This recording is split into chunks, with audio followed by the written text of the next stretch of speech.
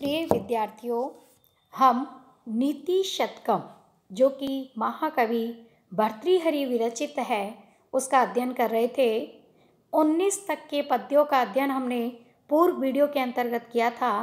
आज के इस वीडियो में हम उसके आगे के प्रसंग का अर्थात 20 से लेकर 23 तक के पद्यों का अध्ययन करेंगे। चूँकि नीति शतकम अपने आप में मुक्तक काव्य है, जिसके कि अंतर्गत प्रत्येक जो पद्य है वह भिन्न है। और पूर्व में कवि ने मूर्ख जन के विषय में बतलाया था, उसके बाद वह विद्वत जन का वर्णन कर रहे हैं। और विद्वत जन का वर्णन करते हुए वह विद्या के महात्म्य को चरितार्थ करते हुए कहते हैं, विद्या नाम नरस्य रूपम अधिकम प्रच्छन्न गुप्तम धनम विद्या भोग करी यशः सुख करी विद्या गुरुनाम गुरुः विद्या बंधुजनो विदेश गमने विद्या परा देवता विद्या राजसु पूज्यते न तो धनम विद्या विहीना पशुः। यहाँ इस पद्य के अंतर्गत महाकवि भर्तृहरि के द्वारा विद्या की महिमा का वर्णन किया गया है। विद्या के महात्म्य को यहाँ प्रस्तुत किया गया है और बतलाया है कि जिसके पास विद्या है वही संसार में पूजनीय, सम्मानीय, आदर के योग्य है। विद्या से विहीन मनुष्य तो पशु के समान ही होता है। इसी को स्पष्ट करते हुए कवि कहते हैं, विद्या नाम नरस्य रूपम। विद्या नरस्य मनुष्य का अधिकम रूपम उत्तम सौंदर्य है। अर्थात मनुष्य की शोभा बाह्य सौंदर्य के रूप में नहीं है, या बाह्य रूप आदि को सजा लो संवार लो उसमें उसका सौंदर्य नहीं है। वस्तुतः मनुष्य का अतिशय सौंदर्य तो विद्या ही है। अर्थात जिसके पास विद्या है वही व्यक्ति रूपवान होता है। प्रच्छन्न गुप्तम धनम। विद्या मनुष्य के हृदय में विद्यमान रहने के कारण छिपा हुआ गुप्त धन होता है। क्योंकि पूर्व पद्य में भी हमने पढ़ा कि विद्या एक ऐसा धन है जिसे चोर भी नहीं चुरा सकते हैं, और जितना इसे बांटा जाए उतना अधिक वृद्धि को प्राप्त होती है। तो यहाँ भी कवि के द्वारा यही कहा गया है कि विद्या मनुष्य के हृदय में छिपे रहने वाला गुप्त धन है जिसे कोई भी नहीं चुरा सकता है। विद्या भोग करी। विद्या सांसारिक भोगों को प्रदान करने वाली है। यशः यश प्रदान करने वाली है। अर्थात विद्या प्राप्त कर मनुष्य उन्नत या उच्च पदों को प्राप्त करता है, जिससे कि लोक में वे ख्याति को प्राप्त करता है। अपने आचरण से, अपने सद्व्यवहार से भी वह यश को प्राप्त करता है। तो उसमें विद्या ही माध्यम होती है। सुख करी। विद्या मनुष्य को सुख प्रदान करने वाली है। चूँकि विद्या से व्यक्ति वैभव प्राप्त कर सकता है, विद्या से यश की प्राप्ति संभव है, और जिसके पास धन वैभव सब कुछ है, यश है, ऐसा वह व्यक्ति सुख को प्राप्त होता है। तो इसलिए विद्या मनुष्य को सुख प्रदान करने वाली है। विद्या गुरुनाम गुरु। विद्या विद्या देने वाले गुरुओं से भी महान है, क्योंकि जो गुरु जिन्होंने विद्या अर्पित की है वह भी विद्या को प्राप्त करके ही महानता को प्राप्त हुए हैं। इसलिए विद्या गुरुओं की गुरु है, गुरुओं में महान है। विद्या बंधुजनों विदेश गमने। विदेश गमने, विदेश जाने में अर्थात प्रवास काल में विद्या ही बंधुजनों, अपना सगा संबंधी होता है, बंधु होता है, क्योंकि वहाँ पर आपकी विद्वता ही आपकी पहचान होती है। वही विद्या आपका साथ निभाती है, आपको उचित अनुचित का ज्ञान कराती है। इसलिए प्रवास काल में विद्या ही आपका बंधु है, आपका बांधव है। विद्या परा देवता। और विद्या ही महान देवता है, क्योंकि वही व्यक्ति को सद असद के विवेक से युक्त करती है। विद्या राजसु पूज्यते, विद्या ही राजाओं में पूजनीय होती है, न तो धनम, धन नहीं। विद्या विहीना पशु, विद्या से विहीन मनुष्य पशु के समान होता है। अर्थात कहने का भाव यह है कि राजा भी विद्वानों का ही सम्मान करते हैं, वह उनकी विद्वता का ही सत्कार होता है। तो इसलिए राजा आदि के द्वारा भी विद्या की ही पूजा की जाती है, विद्वान का ही सम्मान किया जाता है, ना कि धन ऐश्वर्य को सम्मान दिया जाता है या उनकी पूजा की जाती है। इसीलिए कवि कहते हैं कि विद्या जिसके पास नहीं है वह व्यक्ति पशु के समान ही होता है। तो यहाँ विद्या की सर्वोत्कृष्टता को प्रतिपादित किया गया है। क्षान्तिश्चेत कवचेन किम अरीवी क्रोधो अस्ति चेत दहीनां, ज्ञातिश्चेत अनलेन किम यदि सुहृदे दिव्योषधै, किम फलम किम सर्पै यदि दुर्जनः, किमु धनै विद्यानवदा यदि, व्रीडा चेत किमु भूषणै, सुकविता यदि अस्ति राज्येन किम। यहाँ भी विविध प्रकार के मनुष्यों के गुणों का वर्णन कवि के द्वारा किया गया है कि यदि ये गुण हैं या ये अवगुण हैं तो मनुष्य को किस स्थिति में किस वस्तु की आवश्यकता नहीं है, इसी का परामर्श देते हुए, इसी के विषय में बतलाते हुए कवि भर्तृहरि कहते हैं, क्षान्तिश्चेत कवचेन किम। चेत यदि क्षान्ति क्षमा है तो कवचेन किम, कवच से क्या प्रयोजन। क्योंकि जो व्यक्ति क्षमाशील होता है तो उसका कोई शत्रु नहीं होता है, इसलिए उसको किसी भी प्रकार की सुरक्षा के लिए कवच की आवश्यकता नहीं होती है। क्षमा स्वतः ही उसके लिए उसको सुरक्षा प्रदान करने वाला होता है। तो इसलिए क्षमा जैसा गुण यदि मनुष्य के पास है तो उसे कवच की आवश्यकता नहीं है।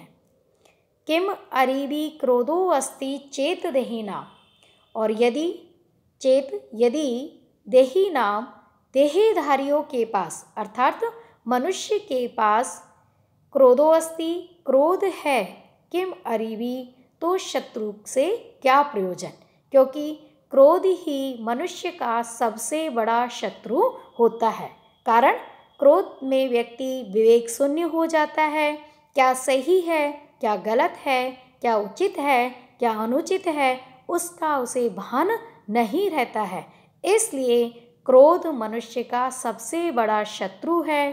अतः जिसके पास क्रोध है या जिसे बहुत जल्दी क्रोध आ जाता है, ऐसे व्यक्ति को अन्य किसी शत्रु की आवश्यकता नहीं है, वह स्वयं अपना दुश्मन होता है। ज्ञातिश्चेत अनलेन किम, और यदि ज्ञाति बंधु बांधव है तो अनलेन किम, अग्नि से क्या प्रयोजन। अर्थात बंधु बांधव परस्पर एक दूसरे की उन्नति के लिए कई बार ईर्ष्याग्रस्त होते हैं, असूया युक्त होते हैं। तो इसलिए ऐसे ईर्ष्यालु बंधु बांधवों को यहाँ पर अग्नि के समान बतलाया गया है। और इसीलिए कवि कहते हैं कि यदि ऐसे बंधु बांधव है तो अग्नि से क्या प्रयोजन, क्योंकि वह आपके विनाश के लिए पर्याप्त होते हैं।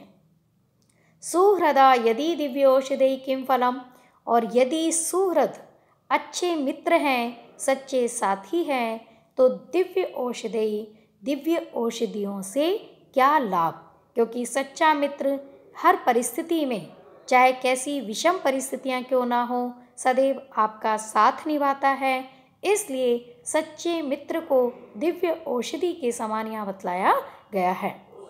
किम सर्पे यदि दुर्जना, और यदि दुर्जन है अर्थात व्यक्ति दुर्जनों की संगति में रहता है तो उसे सर्प से क्या लाभ। क्योंकि दुर्जन व्यक्ति सर्प के समान घातक होते हैं। तो इसलिए सदैव यहाँ दुर्जनों की तुलना सर्प से की गई है और दुर्जनों से सचेत रहने के लिए कवि के द्वारा संकेत दिया गया है।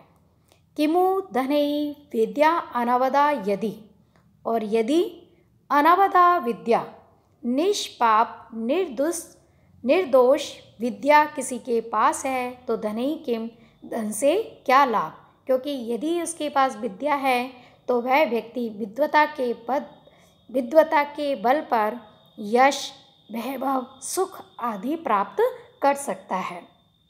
प्रीड़ा चेत, और यदि लज्जा है किमु भूषणई, तो आभूषण से क्या प्रयोजन, क्योंकि लज्जा मनुष्य का सर्वोत्कृष्ट आभूषण होता है।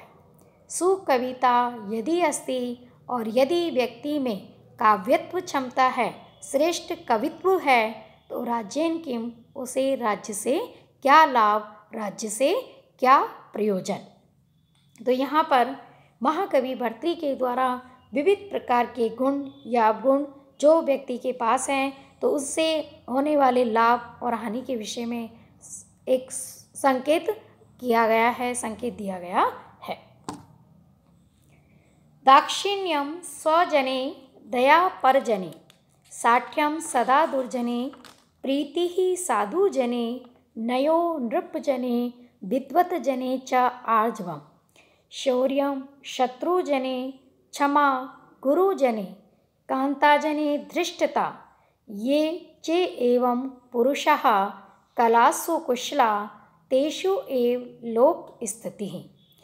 इस पद्य के अंतर्गत भर्तृहरि जी कहते हैं कि जो मनुष्य इस प्रकार के, यहाँ कुछ वर्णन किया गया है, कुछ विशेषताएं, कुछ व्यवहारिक चिंतन यहाँ पर है कि इस प्रकार का जो व्यक्ति आचरण करता है, इस प्रकार के व्यवहार में जो दक्ष होते हैं, उन्हीं व्यक्तियों से संसार में लोक मर्यादा स्थापित होती है। तो ऐसा कौन सा आचरण है, आइए हम देखते हैं।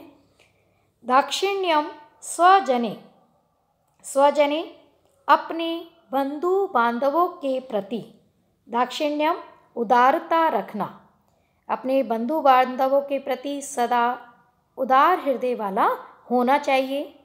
दया परिजने, और जो सेवक हैं, अनुचर हैं, भृत्य आदि हैं, उनके प्रति दया भाव रखना। साठ्यम सदा दुर्जने, और सदैव दुर्जनों के प्रति साठ्यम सठतापूर्ण व्यवहार करना, अर्थात जो जैसा है उसके साथ वैसा ही आचरण करना। प्रीति ही साधुजने, सज्जनों के प्रति प्रेम रखना। नया नृपजने, राजा के प्रति नीतिपूर्ण आचरण करना। विद्वतजने च आर्जवम, विद्वानों के प्रति सरल व्यवहार रखना, किसी प्रकार का छल कपट नहीं करना। शौर्यम शत्रुजने, शत्रु के प्रति वीरता या पराक्रम से पूर्ण व्यवहार करना। क्षमा गुरुजने, गुरुजन के प्रति सहनशीलता रखना। कांताजने धृष्टता, कांता यानी स्त्रियों के प्रति प्रगल्भतापूर्ण आचरण करना। एवं इस प्रकार की कलासु, कलाओं में ये पुरुषः, जो पुरुषगण कुशलः निपुण होते हैं, दक्ष होते हैं, पारंगत होते हैं, तेषु एव उन्हीं ही व्यक्तियों पर लोक स्थिति ही, लोक मर्यादा स्थापित रहती है। अर्थात इस पद्य के माध्यम से सबके साथ उचित व्यवहार करना या लोक व्यवहार में कुशलता रखने वाले जो जन होते हैं, वही लोक में मर्यादा की रक्षा कर पाते हैं, लोक में मर्यादा को स्थापित कर पाते हैं। यह संकेत कवि के द्वारा दिया गया है। जाड्यम धियो हरति, सिंचति वाचि सत्यम, मानो उन्नतिम दिशति, पापम अपाकरोति, चेतः प्रसादयति, दिक्षु तनोति कीर्तिम, सत्संगति कथ्य किम न करोति पुंसा। इस पद्य में महाकवि भर्तृहरि के द्वारा सत्संगति का वर्णन किया गया है कि सज्जनों की संगति किस प्रकार मनुष्य का कल्याण करने वाली होती है, किस प्रकार मनुष्य के जीवन में सुख की वृद्धि करने वाली होती है, सत्संगति के क्या लाभ हैं, सत्संगति में रहकर मनुष्य किस प्रकार उन्नति को प्राप्त कर सकता है, इसका वर्णन यहाँ इस पद्य में किया गया है। जाड्यम धियो हरति, सत्संगति अर्थात सज्जनों के साथ रहना, सज्जनों की संगति में रहना, यह जाड्यम धियो हरति मनुष्य की धियो बुद्धि की, जाड्यम जड़ता को, हरति हर लेती है। अर्थात सत्संगति मनुष्य की बुद्धि की जड़ता को हर लेती है और उसमें विवेक उत्पन्न करती है, उसे सद्मार्ग दिखाती है।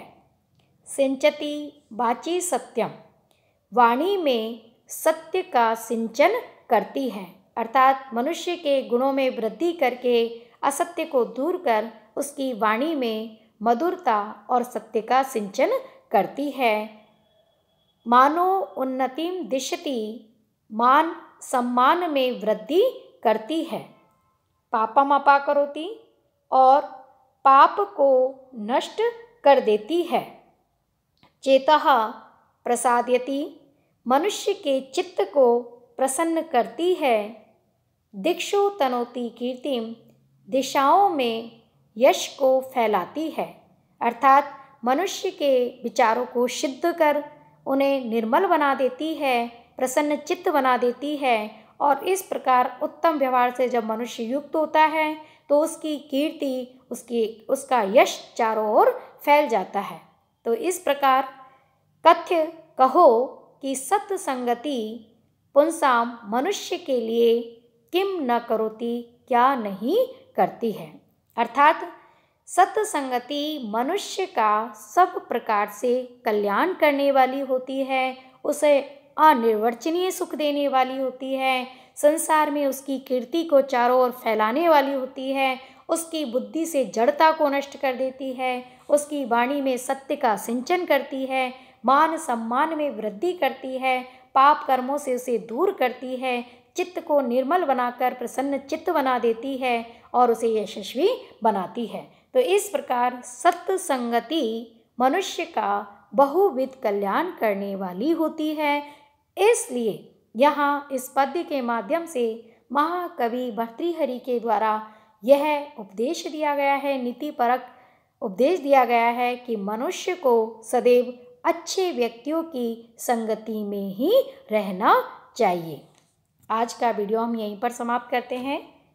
धन्यवाद।